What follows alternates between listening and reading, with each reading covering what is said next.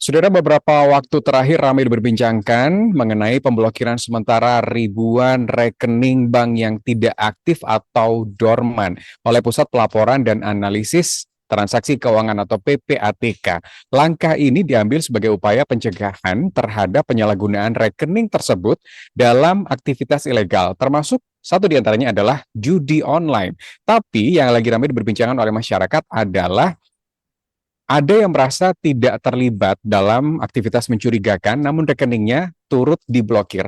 Nah, untuk ngobrolin soal ini, saya sudah bersama dengan Pak Danang Trihartono, Deputi Bidang Analisis dan Pemeriksaan Pusat Pelaporan dan Analisis Transaksi Keuangan atau PPATK. Selamat pagi, Pak Danang. Selamat pagi, Mas. Oke, Pak Danang, ini banyak banget ditanyain sama teman-teman Liputan 6.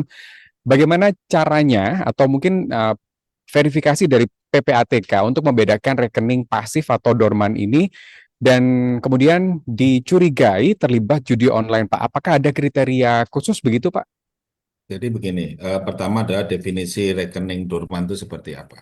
Rekening dorman adalah rekening yang tidak ada aktivitas transaksi dalam periode tertentu, entah 6 bulan, setahun, dan sebagainya. Tergantung kriteria dari masing-masing bank.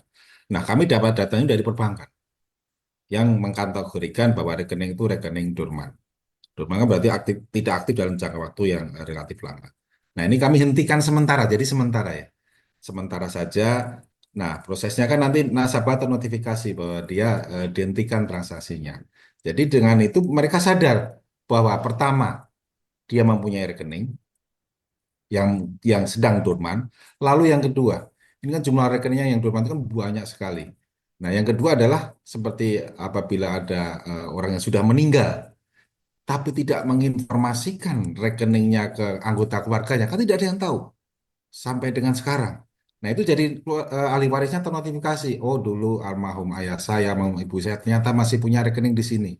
Sehingga mereka bisa mengurus dan itu hak mereka. Dan yang ketiga juga dengan perusahaan. Misalnya korporasi ada penggelapan, dia menyembunyikan rekening yang tidak masuk laporan keuangan dengan notifikasi ini, maka perusahaan-perusahaan tersebut manajemen jadi tahu, loh kok ada rekening di sini yang statusnya ternyata tidak aktif gitu. Nah, itu kan berbagai hal yang yang impact dari penghentian transaksi PPATK. Tapi sejatinya bahwa ini tujuannya adalah untuk melindungi nasabah, melindungi kepentingan nasabah. Jangan sampai digunakan untuk aktivitas-aktivitas ilegal ataupun yang memang haknya nasabah, nasabah terinformasi. Demikian. Oke, Pak, tapi dengan adanya pemblokiran ini dan ada beberapa orang yang merasa tidak melakukan aktivitas mencurigakan tapi terblokir, ini muncul sebuah trust issue, Pak, untuk menyimpan uang di bank begitu, padahal tidak melakukan aktivitas apapun. Nah, bagaimana tanggapan PPATK soal itu, Pak? Jadi begini, harusnya yang dihentikan adalah yang dorman ya, memang tidak aktif dalam jangka waktu. Kalau memang dia aktif, harusnya memang itu tidak dihentikan oleh perbankan karena statusnya dia aktif. Entah itu untuk menyimpan tabungan, untuk transaksi secara digital dan sebagainya. Yang kami hentikan adalah rekening yang dorman. Dorman itu benar-benar tidak ada aktivitas. Sehingga apabila ada nasabah yang merasa rekeningnya aktif, dan tidak dorman dan itu terhentikan, nah mereka dapat menghubungi perbankan untuk direaktivasi, untuk segera direaktivasi dan itu bisa langsung digunakan untuk transaksi gitu ya. Jadi intinya adalah bahwa yang kami hentikan adalah yang dorman yang berpotensi disalahgunakan oleh para pelaku tindak pidana ataupun yang tidak terinformasi, tidak aware bagi nasabah bahwa dia memiliki rekening yang di satu bank dan itu bisa jangkanya sudah sangat lama. Demikian. Oke, berarti ketika rekening terblokir dan merasa tidak melakukan aktivitas yang mencurigakan bisa langsung ke bank begitu, Pak, ya? Dengan Ya, mudahnya untuk aktivasi kembali begitu ya? ya, bisa direaktivasi bahwa mereka rekeningnya bukan rekening dorman dan kalaupun dorman tuh juga bisa direaktivasi. Artinya bahwa memang dilakukan sidik ulang, bahwa nasabahnya adalah betul sesuai dengan apa yang data di perbankan dan itu bisa aktif kembali rekening yang dihentikan. Berarti itu sebenarnya tidak ada masalah. Artinya tidak ada dana yang hilang, bisa aktif kembali selama memang rekening itu benar-benar clear. Karena memang banyak terjadi aktivitas jual beli rekening. Jadi kalau Hmm. rekeningnya dengan semua fasilitas sudah berpindah, maka mau reaktivasi nggak bisa ini karena statusnya bukan dia pemilik sebenarnya gitu, udah orang lain sehingga kalau di pasti nggak akan lolos. Demikian Pak. Oke, tadi Pak Danang sempat menyinggung soal jual beli rekening yang kemungkinan bisa disalahgunakan begitu Pak ya. Ya. Pernah nggak sih PPATK ini melakukan sosialisasi kepada masyarakat Pak? Mungkin terkait edukasi ciri-ciri rekening yang rawan disalahgunakan begitu Pak untuk salah satunya judul begitu biar masyarakat lebih ngerti gitu Pak. Ya, sebenarnya masyarakat pasti eh, tahu ya, karena yang untuk jual beli kan ditawari, ditawari untuk membuka rekening suatu bank, lalu diberi imbalan sejumlah rupiah, semua semua apa fasilitasnya dipegang oleh orang lain. Nah, itu nasabahnya paham mengenai hal tersebut. Tapi ada juga memang dia ada skimming, pencurian rekening dan sebagainya itu juga juga marak terjadi sehingga jumlahnya masif, jumlahnya cukup masif.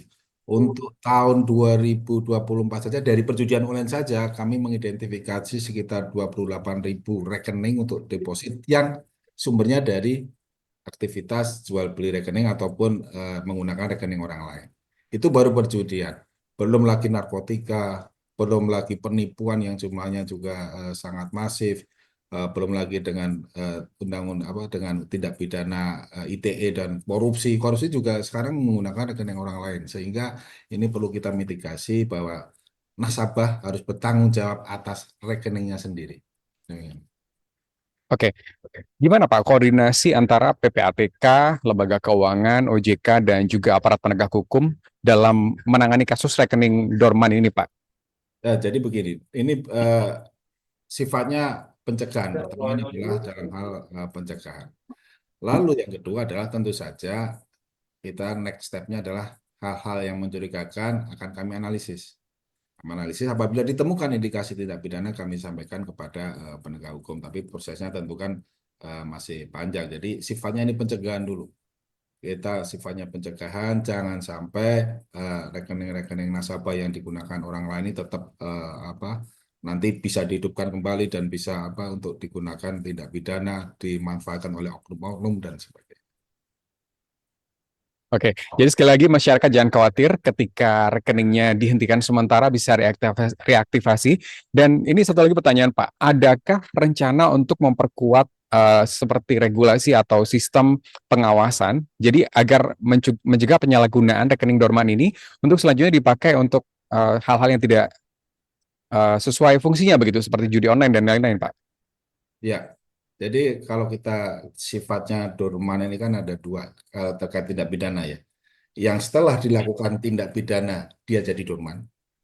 Jadi rekening udah digunakan aktivitas tindak pidana untuk menampung dan sebagainya, lalu dia sudah cukup atau sudah teridentifikasi, dia lepas saja, dibiarkan di situ masih ada tersimpan dana di situ.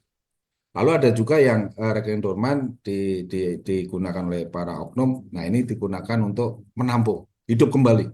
Nah, lalu untuk transaksi-transaksi yang diduga dari tindak pidana. Jadi ada dua dua apa dua sifat seperti itu. Nah, yang aware ada seperti ini sebenarnya adalah selain bank melalui pola transaksi, tapi juga nasabah sendiri. Artinya, apabila ini dihentikan, lalu ada konfirmasi ke nasabah, pasti kan nasabah merasa, loh, saya merasa tidak punya rekening di sini, kenapa ini masih ada, atau kenapa ini masih aktif, kenapa ada saldo sekian, dan sebagainya. Sehingga nasabah jadi, oh berarti saya selama ini digunakan atau rekening saya digunakan oleh orang lain. Demikian juga dengan nasabah yang merasa dulu menjual rekeningnya dengan informasi itu bahwa oh iya berarti saya harus tutup ini karena memang dulu digunakan oleh aktivitas yang apa, tidak se, tidak seharusnya lah itu Mas. Oke, Pak. Nah, kalau tadi Bapak sempat bilang kalau merasa pernah menjual atau kalau merasa rekeningnya ada aktivitas mencurigakan. Nah, itu ketika kita punya rekening, tapi kemudian terbukti ada transaksi yang mencurigakan, bakal kena sanksi hukum kah, Pak, yang punya rekening ini, Pak? Ya sebenarnya impact impact secara tindak pidana itu kan perlu pembuktian ya. Eh, Hmm. Namun yang jelas bahwa konsekuensinya tentu dia nanti akan terlibat permasalahan dalam minimal dia dipanggil sebagai saksi. Hmm. Waktu dimintai keterangan, dijual ke siapa, kapan, dalam rangka apa, motifnya apa, terlibat jaringannya enggak, dan sebagainya. Itu kan sangat merepotkan sekali. Sehingga kami harapkan masyarakat jangan sampai menjual rekeningnya. Karena rekening itu ibarat identitas kita, ibarat pola kita, ibarat sidik jari kita, dikasih ke orang lain gitu kan ya. Dan itu bisa berimpact ke semua hal gitu. Saya kira itu jadi concern kita bersama. Oke, baik. Terima kasih Pak Danang untuk penjelasannya. Ini sekaligus menjadi angin segar bagi mungkin masyarakat yang masih bingung nih kenapa rekeningnya tiba-tiba terblokir padahal hanya dorman, tidak digunakan untuk menggunakan aktivitas yang mencurigakan lainnya. Terima kasih untuk penjelasannya Pak Danang dari PPATK. Selamat siang Pak. Ya, makasih. Ya, itulah tadi penjelasan dari Pak Danang, Deputi